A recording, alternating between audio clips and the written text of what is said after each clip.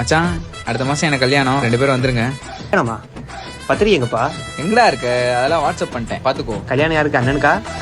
எனக்கு இல்ல மச்சானுக்கு. இது எங்க அண்ணன் இல்ல, என் ஃப்ரெண்டு. ஒன்னாதான் சாப்பிடுவோம், ஒன்னாதான் தூங்குவோம், ஒன்னாதான் பல் தேய்ப்போம், ஒன்னாதான் குளிப்போம். எப்படி கல்யாணம் அப்புறம் எல்லாமே ஒன்னாதானா?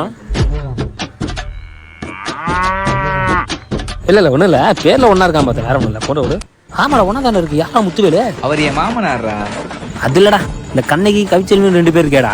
அவர் 2 பொண்டாட்டி மச்சான். அது இப்போ உனக்கு தெரியும்? 2வது பொண்டாட்டி கவிச்செல்வி இருக்குல்ல, அதோட பொண்ணு தமிழ் செல்வி தான் நம்ம ஆளு. ஏய் அப்ப என் சகலியா மச்சான் நீனு? ஆமா வாழ்க்கை. நீயும் இப்படி தனியா நிக்கிற, நீயும் சேர்ந்துக்க வேண்டியதானே? அதான் 2 பேர் சகலை ஆயிட்டாங்க, 2 பேருக்கு நல்லா நம்ம இருக்கு. இப்போ நான் சேர்த்து வர்றேன் பாரு. என்ன மச்சான், பொண்ணு பேர் கவின்னு இருக்கு. பொண்ணு பேரு கவிதா. நீ 3 வருஷம் லிவிங்ல இருந்த, அந்த பொண்ணு பேரும் கவிதா தானே? அதே மச்சான் ஞாபகப்படுத்துற, அதெல்லாம் மறந்து ரொம்ப நாளாச்சு. உனக்கு என்னடா பாவம் பண்ணாங்க? மாப்பிள்ளை யாரையும் கெடுத்துட்டு எனக்கு சாலை யாரையும் கெடுத்து விட்டியடா. இப்போ இன்னொரு ட்விஸ்ட் கொடுக்குறேன் பாரு. ப்ரோ, நீ கரண்டா லவ் பண்ணிட்டு இருக்க பொண்ணு பேர் என்ன? தமிழ் செல்வி ப்ரோ. மச்சான் நீ லவ் பண்ணிட்டு இருக்க பொண்ணு பேரு? தமிழ் செல்.